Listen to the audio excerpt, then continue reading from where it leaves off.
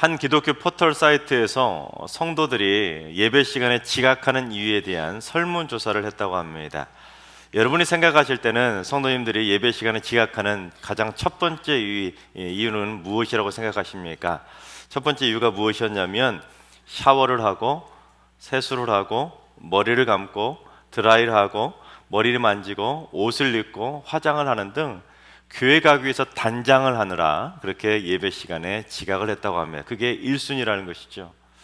참 비본질적인 것에 집중하느라 정작 중요한 예배의 본질을 놓치고 있는 것입니다. 그뿐 아니라 2위는 조금만 더 자고 가려고 5분만 더, 1분만 더 하면서 이 잠자리에서 뒹굴뒹굴 하다가 결국 늦잠은 자는 바람에 예배 시간에 지각을 했다고 합니다.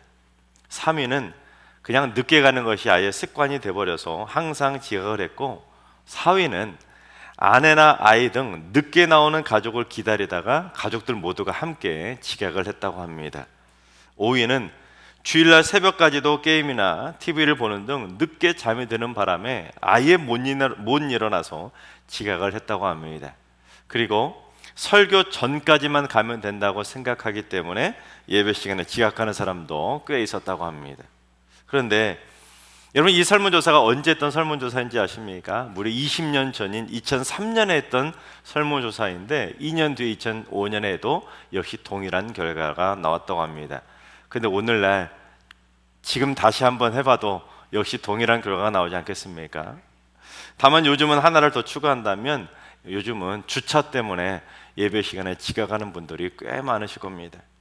그런데 요즘은 코로나 때문에 온라인 예배가 생기는 바람에 예배가 날씨나 여행 같은 것에 영향을 많이 받게 됩니다. 주일에 딱 집을 나서려고 하는데 비 오네? 에이, 오늘은 그냥 온라인으로 예배 드리자. 눈 오네? 오늘은 그냥 온라인으로 예배 드리자. 너무 날씨가 덥네. 너무 날씨가 춥네. 오늘은 그냥 집에서 온라인으로 예배 드리자. 물론 온라인으로 신령과 진정으로 예배를 드린다면 모르겠지만 날씨 핑계로 온전한 주일 예배가 그냥 날아가 버리는 경우가 많이 있습니다. 또는 여행을 가거나 등산이나 운동을 하느라 주일 예배를 얼렁뚱땅 그냥 넘어가 버리는 경우도 많이 있습니다. 여러분, 솔직히 코로나 때문에 우리의 예배가 무너져도 너무 많이 무너지지 않았습니까? 온라인 예배라는 것은 어쩔 수 없는 피치 못할 사정 때문에 생겨난 예배인데, 온라인 예배가 지금은 예배의 본질을 무너뜨리고 그죠? 예배를 대충 때우는데 그럴싸한 자기 합리화의 도구로 전락하고 있는 것입니다. 물론 온라인으로 예배를 드려도 가정 안에서 예배당에서 드리는 것처럼 진짜 정성껏 예배 드리시는 분들도 있습니다. 그런데 여러분, 예배당에서 예배 드리는 것처럼 가정 안에서 예배가 드려지시던가요? 여러분, 예배당에서 예배 드리고 있는 1시간 동안에는 전화 벨이 울려도 전화가 와도 받으시나요? 웬만하면 받지 않습니다. 또한 예배당에서 예배 드리실 때는 화장실에 가고 싶으셔도 1시간 동안 웬만하면 다 참지 않습니까? 전화가 와도 화장실 가고 싶어도 웬만하면 1시간은 그래도 참는데, 집에서 온라인으로 예배 드릴 때는 화장실 가고 싶으면 가고, 전화 오면 그냥 받고, 먹고 싶은 거 있으면 먹고, 그냥 자유자재로 자기 하고 싶은 거 다 하면서 그렇게 예배를 드리지 않습니까? 여러분에게는 예배가 어떤 예배입니까? 어떤 의미가 있습니까? 혹시 예배를 드려도 되고 안 드려도 된다고 생각하는 건 아닙니까? 다른 일하고 선택해야 될 때 뒷전으로 밀려나는 후순위가 예배인 분은 없으십니까? 아니면 목숨을 걸고서라도 반드시 드려야 되는 것, 지켜야 되는 건 그것이 예배라고 생각하십니까? 오늘 말씀은 인류 최초의 예배를 기록하고 있는데, 오늘 본문은 예배의 본질에 대한 귀한 가르침을 우리에게 제공해주고 있습니다. 에덴 동산에서 쫓겨난 아담과 하와가 첫째 아들을 낳고 가인이라 이름을 짓고는 하나님께서 나를 위해 등남을 하게 해주셨다고 기뻐하게 됩니다. 그리고 둘째 아들인 아벨도 낳게 되죠. 그런데 이 같은 부모에게서 태어난 형제인데도 가인과 아벨은 성향이 달라도 너무 달랐습니다. 첫째 아들인 가인은 이 농사를 짓는 농부로 자라게 되고, 둘째 아들인 아벨은 양을 치는 목동으로, 목자로 자라게 된 것이죠. 그로부터 얼마의 세월이 지났는지 알 수 없지만 어느 날 가인과 아벨이 하나님께 예배를 드리게 됩니다. 어떻게 예배를 드렸는지 우리 3절과 4절 상반절까지 봉독해 보겠습니다.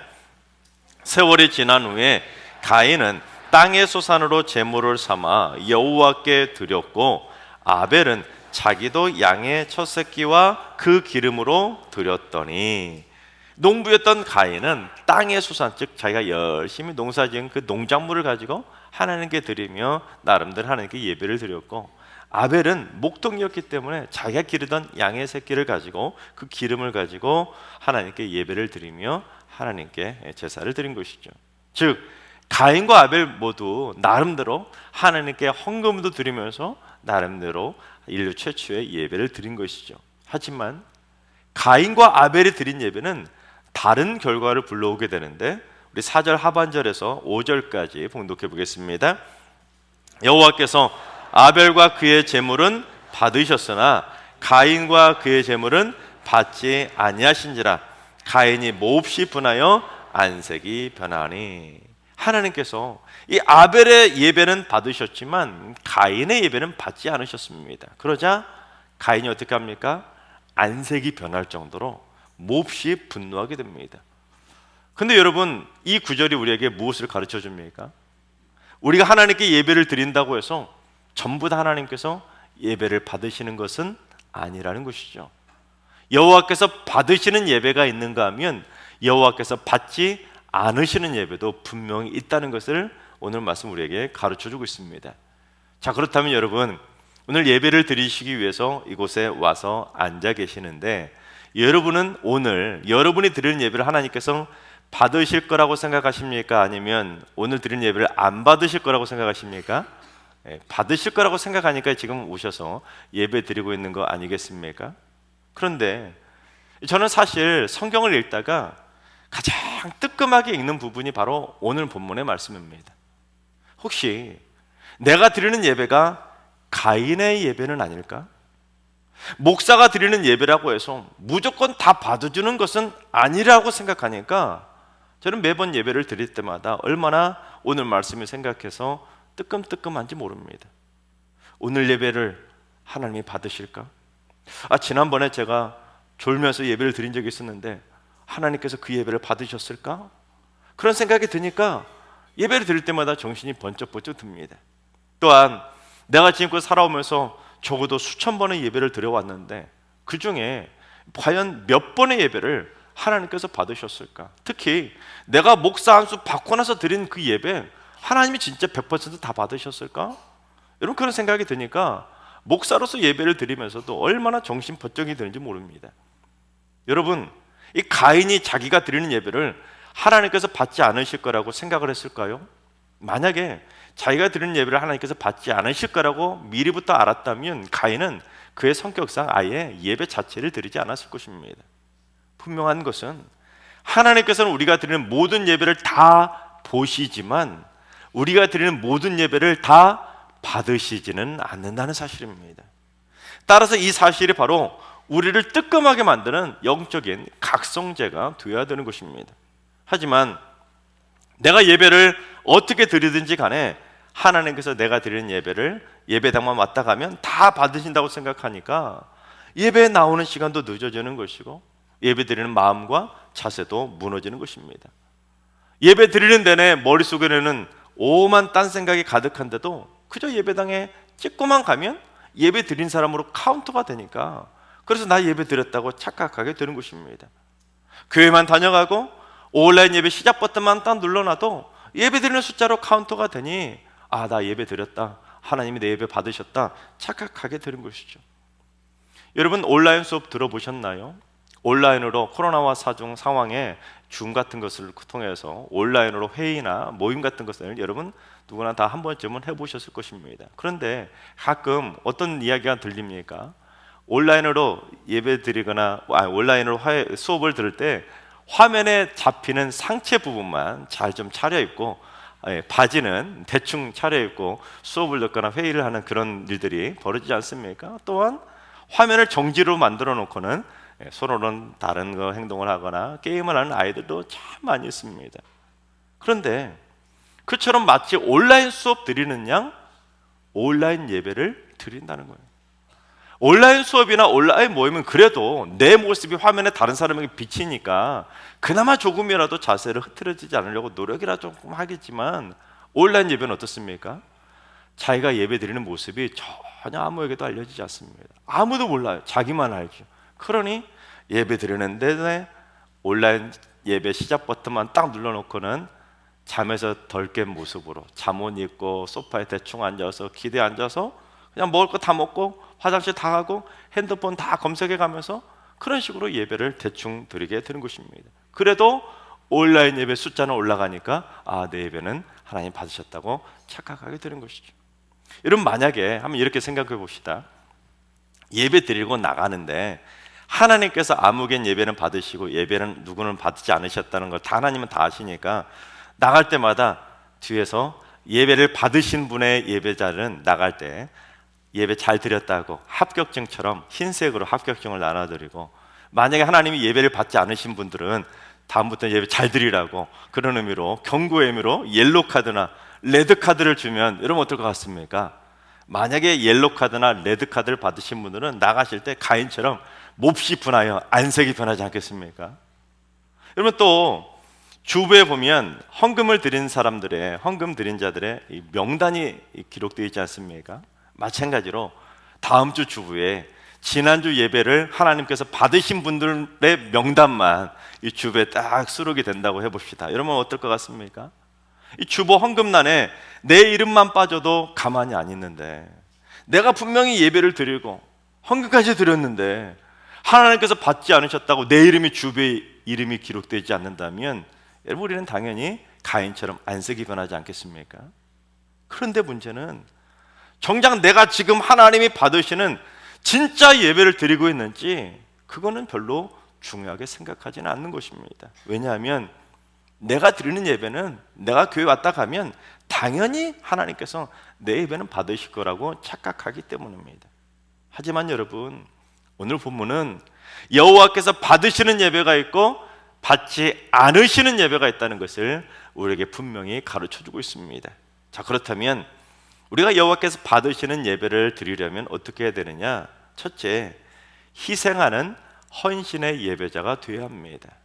우리는 간혹 가인은 곡식으로 제사를 드렸기 때문에 하나님께서 받지 않으시고, 아벨은 양을 잡아서 피의 제사를 드렸기 때문에 하나님께서 아벨의 제사만 받으셨다고 그렇게 생각할 때가 많이 있습니다. 하지만 성경에서 피의 제사를 규정한 것은 이스라엘 백성들이 출애굽한 다음에 시내산 아래에서 하나님이 레위기 율법을 제정해 주셨을 때 그때서야 피의 제사 규정이 생겨난 것이고, 또한 레위기를 보면 곡식으로 제사를 드리는 소제도 분명히 하나님께서 받으셨기 때문에 가인이 드린 곡식의 제사는 받지 않으시고 아벨이 드린 피의 제사만 받으셨다, 그렇게 함부로 단정할 수는 없습니다. 다만 아벨이 드린 그 피의 제사는 중요한 예배의 본질을 담고 있습니다. 즉 여호와께서 받으시는 예배는 양의 피 흘림과 같은 희생과 헌신의 가치가 담겨야 하는 것입니다. 그렇다고 무슨 오늘날 우리도 예배 드리러 올 때마다 양 한 마리씩 가지고 와야 된다, 그런 걸 의미하는 것이 아니라 우리를 희생하고 헌신하는 것, 그것이 예배라는 것이죠. 따라서 우리는 1년에 한 번 헌신 예배 드리는 것이 아니라 우리가 드리는 모든 예배가 다 사실은 하나님께 드리는 헌신 예배가 되어야 하는 것이죠. 그래서 예배를 영어로 뭐라고 합니까? 봉사나 수고를 뜻하는 단어인 서비스라고 하는 것입니다. 여러분, 영어로 예배를 서비스라고 해요. 즉 우리가 하나님을 위해 봉사하고 수고하고 헌신하면서 희생의 제사로 하나님 앞에 서비스를 올려드리는 것, 그것이 예배입니다. 그런데 예배를 영어로 서비스라고 하다 보니까 어떤 문제가 발생하게 되었냐면, 내가 서비스를 받는 것이 예배라고 착각하는 거예요. 여러분, 예배는 내가 서비스 받는 것이 아니라 우리가 하나님께 서비스를 드리는 것, 그것이 예배입니다. 즉 우리는 하나님께 서비스를 잘 해드려야 되는 종이자 종업원입니다. 따라서 우리는 종처럼 희생과 헌신과 수고를 통해서 최상의 서비스를 하나님께 잘 올려드려야 하나님께서 기쁨으로 받으시는 귀한 예배가 드려지게 되는 것이죠. 우리가 가끔 서비스가 엉망인 음식점 같은 데를 가면 여러분 뭐라고 합니까? 이 서비스가 왜 이 모양이야? 그러면서 막 핀잔을 주듯이 불평하지 않습니까? 또는 사람이 많이 가거나 많이 팔아주면 의리에 당연하다는 듯이 주인에게 뭐라고 말합니까? 서비스 안 줘요? 이렇게 말하지 않습니까? 하다못해 콜라 사이다라도 서비스 달라고 하잖아요. 그런데 그렇게 말을 했는데도 서비스 안 주면 뭐라고 합니까? 서비스가 엉망이라고. 이 모양이냐고? 가인처럼 안색이 변하면서 별점 테러를 해버립니다. 그처럼 본인이 받는 서비스에 민감하고 익숙해지다 보니까 또한 별점 테러가 그렇게 일상화되다 보니까 어떤 현상까지 벌어지게 되었냐면 유튜브에 올라오는 온라인 예배까지 평가하는 시대가 되어버렸습니다. 하나님께 서비스를 올려드리는 그 예배인데 자기가 좋아요, 싫어요를 자기가 평가해버리는 것입니다. 여러분, 예배라는 것은 자기가 왕처럼 스스로 대접받으면서 자기가 좋아요, 싫어요를 평가하는 게 그게 예배가 아닙니다. 자신을 희생하고 헌신하면서 하나님께 최고의 서비스를 올려드리면 하나님께서 좋고 싫고를 평가하는 것, 그것이 예배예요. 여러분, 무엇보다 내가 드린 예배를 받고 말고 결정하고 또한 내가 드린 예배를 좋아요, 싫어요를 결정하는 것은 여러분 내가 아니라 누가 결정해요? 하나님이 결정하시는 겁니다. 그게 예배예요. 내가 예배를 평가해버리는 순간 그건 하나님께 드려야 될 서비스를 내가 가로채버리는 것입니다. 여러분, 내가 서비스를 요청했는데 그래서 주인이 내게 콜라 하나를 서비스로 가지고 오는 옆 테이블에서 그 서비스로 가지고 오는 콜라를 확 가로채가면 여러분 어떨 것 같습니까? 가인처럼 안색이 변하지 않겠습니까? 여러분, 마찬가지예요. 하물며 콜라 하나도 서비스 옆 사람이 가로채면 기분이 나쁜데 우리가 하나님께 올려드릴 서비스인 예배를 우리가 가로채버리고 우리가 스스로 평가해버리면 여러분, 하나님께서 얼마나 마음이 아프시겠습니까? 따라서 내가 드리는 예배 서비스를 보시고 하나님께서 기쁨으로 받으실 수 있도록 우리는 예배 드릴 때마다 수고스럽지만 힘들지만 자신을 희생해야 되는 거예요. 그래서 조금 더 일찍 일어나고 조금 더 일찍 서두르고 조금 더 정신 차려서 예배에 집중하려고 노력하고 늦게 오시는 분들을 위해서 희생하기 위해 스스로 앞자리로 나와야 되는 것입니다. 그리고 무엇보다 예배를 드리면서 내가 불편한 것을 찾는 것이 예배가 아니라 내가 예배 드리는 모습을 보시고 하나님이 불편해하시는 것은 무엇일까? 그걸 생각하며 드리는 자가 진정한 예배자인 것입니다. 그래야 자신을 희생하는 최고의 서비스로 하나님을 만족하게 하는 기쁨의 예배를 올려드릴 수가 있는 것입니다. 둘째, 삶을 드리는 예배자가 먼저 되어야 합니다. 오늘 본문에는 예배의 본질에 대한 너무나도 중요한 영적인 힌트를 우리에게 제공해주고 있습니다. 여러분, 오늘 본문 4절과 5절을 여러분 어떻게 읽으셨습니까? 우리는 흔히 4절과 5절을 읽을 때 하나님께서 아벨의 제사는 받으시고 가인의 제사는 받지 않으셨다 이렇게만 읽고 훅 지나가 버립니다. 그러나 여러분, 4절과 5절에 뭐라고 되어 있냐면 여호와께서 아벨과 그의 제물은 받으셨으나 가인과 그의 제물은 받지 아니하신지라. 여러분, 무슨 말인지 무슨 의미인지 감이 잡히셨습니까?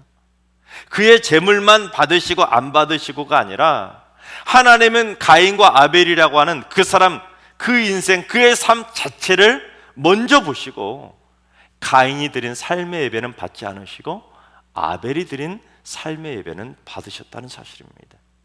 특히 순서를 보시면 제물과 아벨이 아니라 아벨과 그의 제물이라고 말하는 것처럼 하나님은 제물보다 헌금보다 그 사람 자체, 그의 삶을 먼저 보시는 것입니다. 그런데도 가인이 자기 예배 안 받아주셨다고 안색이 확 변하며 분노하자 하나님께서 가인에게 뭐라고 하셨는지 우리 6절과 7절을 봉독해 보겠습니다. 여호와께서 가인에게 이르시되 내가 분하여 함은 어찌 됨이며 안색이 변함은 어찌 됨이냐? 내가 선을 행하면 어찌 낯을 들지 못하겠느냐? 선을 행하지 아니하면 죄가 문에 엎드려 있느니라. 죄가 너를 원하나 너는 죄를 다스릴지니라. 그렇습니다. 하나님은 우리가 분노하면서 안색이 변하고 예배 드리면서까지도 화내는 거 여러분, 하나님은 다 보고 계십니다. 그런데 그 다음에 뭐라고 하시냐면 내가 선을 행하면 어찌 낯을 들지 못하겠냐는 것이죠. 즉 내가 평소에 선을 행하면서 하나님께 진짜 제대로 예배를 드렸다면 내가 당연히 받아줬을 텐데, 내가 선을 행하지도 않고 툭하면 죄로 엎드려졌으면서 무슨 낯으로 안색이 변하냐고 가인을 꾸짖은 것입니다. 그래서 우리 좀 더 쉽게 번역된 6절과 7절을 새 번역 쉬운 말 성경으로 한 번 더 봉독해 보겠습니다. 주께서 가인에게 말씀하셨다. 너는 왜 그렇게 화를 내느냐? 어째서 내 얼굴빛이 달라졌느냐? 내 행실이 바르다면 왜 받아들여지지 않았겠느냐?